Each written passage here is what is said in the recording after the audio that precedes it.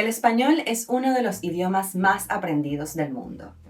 Sin embargo, tiene sus dificultades, especialmente para los hablantes nativos del inglés. Let's take a look at 4 of the biggest challenges and what you can do to overcome them and learn Spanish with ease. Soy Maura de Spring Spanish y este es el reto número 1. Número 1. Tiempos verbales. Vamos a empezar con lo más famoso, la ridícula cantidad de tiempos verbales que existen en español. To give you an idea of the complexity, the verb tenses and moods in Spanish exist as indicativo, subjuntivo, presente, pretérito imperfecto, pretérito, futuro simple, condicional simple, pretérito perfecto compuesto, pretérito pluscuamperfecto, pretérito anterior.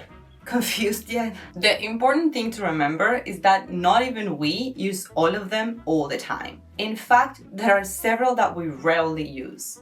Learning Spanish can be easy or hard depending on what you focus on. You can check out Mariana's video if you want to know how easy it can be, and Maria Fernanda's if you want to understand why it's so hard sometimes. Sure, learning all the conjugation tables is a headache, but that's not what we do at Spring Spanish. Quite the opposite, in fact.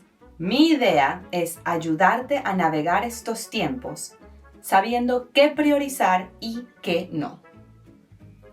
Here are the ones I recommend you focus on with some examples. Present. Yo soy artista. Past. Yo fui rebelde. Future, which is actually a present tense. Yo voy a ser feliz para siempre. Conditional. Yo sería más fuerte si me ejercitara más. We have separate Spring Spanish lessons for these tenses, so I recommend you check them out here. Tips for learning the tenses. Ahora, unos consejos para seguir navegando los tiempos. 1. The future is a good tense to make emphasis on. Notice how, to talk about the future in Spanish, we almost always use the expression voy a, which is actually a present tense, instead of iré, which is the official future tense. Junk alert! Voy a is extremely useful because you don't even have to conjugate the verb after. It is always followed by a verb ending in R. Voy a comer, voy a salir, voy a llamar. Y, como te comenté antes, es nuestro futuro más común. Como este chunk, tenemos muchos más. I know you already know, so remember to check the link in the description to access them with our free Essential Spanish Chunking Kit. 2. It is a better idea to focus on expressions that start with yo, rather than trying to cover all of the pronouns at the same time. Yo voy a salir, yo iba a salir, etc. Then you can get used to removing the yo, which is more natural in Spanish. 3. Don't learn list of verbs. I mean, you can if you want to, of course, but you know what I mean. My advice is that you focus on the patterns in which the verbs end. For instance, English ing verbs corresponds to ando, endo in Spanish. Te estaba llamando, me estoy muriendo de hambre. Por último, practica repetir lo que escuchas, tal cual como aprendiste inglés. Sabrás que algo es correcto porque lo has escuchado muchas veces de esa forma, sin necesidad de que sepas qué es un pretérito pluscuamperfecto. O sea, nadie que yo conozca sabe lo que eso es y aún así lo usan. Mantén eso en mente. Número 2. Género y adjetivos. Ok, entiendo perfectamente que te parezca absurdo que los objetos tengan género.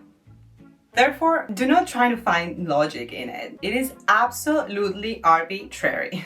Rather, get used to recognizing the names of things always with their article. In this way, the association will be created from the moment you learn the name of the object. For example, instead of remembering the word zapato, remember el zapato. Not taza, but la taza. El for masculine, la for feminine. For more tricks, you can check out Maria Fernanda's video on the subject. Eventually, it'll be possible for you to notice patterns like most objects ending in A are feminine and most objects ending in O are masculine.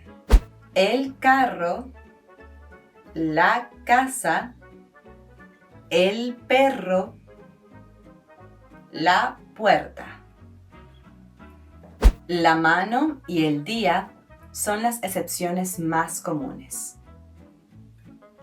On the other hand, some endings like sion, tud, sion, and dad are always feminine. La comunicación es importante. La actitud correcta es igual de importante. La igualdad es un derecho. La decisión es necesaria. There are other short words like lo, which are not articles, even if they look like it. Stay till the end if you want to find out what this little word actually does. Okay, now what about adjectives? Those little words that tell if something is pretty, long, hot, or yellow. In English, they don't change no matter the object. In Spanish, they do. So, if an object is masculine, like el vaso, its adjective, which comes right after, must also be masculine. For example, el vaso lleno,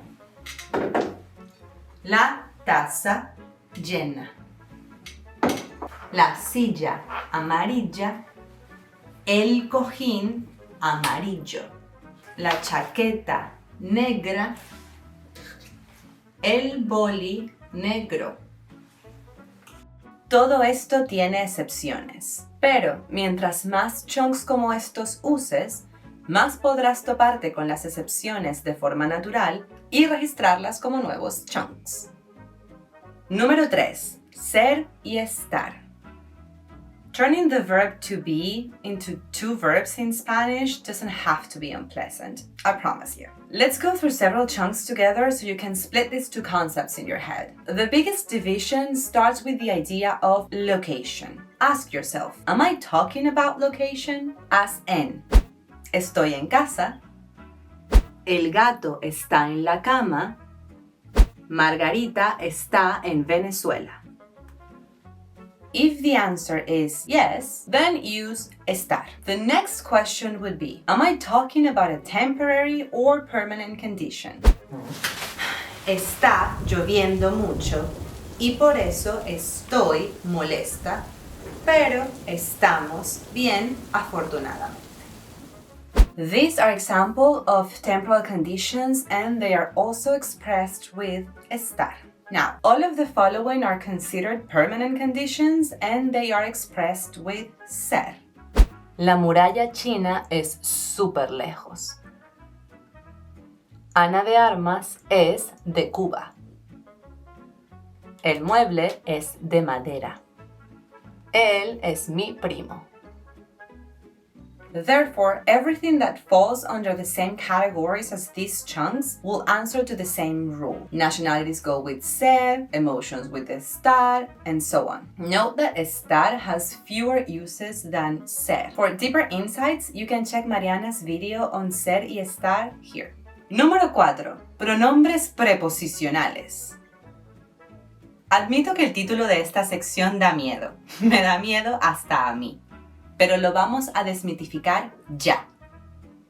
This topic is about those little words that we use in Spanish to replace objects and or people to avoid repeating them. The key is that they are only used when it is clear who or what they're talking about. Here are some examples of prepositional pronouns. Llámalo más tarde. Te llamo más tarde. You can see how lo is used to avoid having to say him and te to avoid having to say you. Thanks to the same patterns that we've learned so far, you will know that lo and los substitute masculine objects and people, and la and las feminine objects and people. So we have: salí a comprar manzanas. Las compré en oferta. Tu padre llamó, por cierto. Llámalo de vuelta. Sometimes you can think of la as her or it. Se perdió la otra pelota. Hay que buscarla. In lo as him or it. Él es mentiroso. No le creo. And in las, los as them. Tengo tus zapatos. Los llevo. Then you have me for yo. Llámame en un rato. Estoy ocupada. Te for tú. Vístete rápido. Nos tenemos que ir. And nos for nosotros, nosotras. Salgamos esta tarde a pasear. Con chunks como estos podrás deducir que su posición suele ser delante del verbo, por separado. Los llevo. O justo después, pegado al verbo. Salgamos a pasear esta tarde. For other uses of these little words, you can check Paulísima's video on indirect objects here. Felicitaciones en llegar al ejercicio de este video. This was difficult, I know. So, if you made it this far, show it by leaving 3-star emojis like this in the comments to show me and the others how committed you are. As for the exercise, let me know in the comments what's the difference between the following sentences. Esto está salado versus esto es salado. Ella está perezosa versus ella es perezosa. Now that you know what makes Spanish a difficult language for you to learn, there are some characteristics of Spanish that make this language really easy to learn. Veamos 5 de estas razones ahora mismo. Mariana, ¿haces los honores?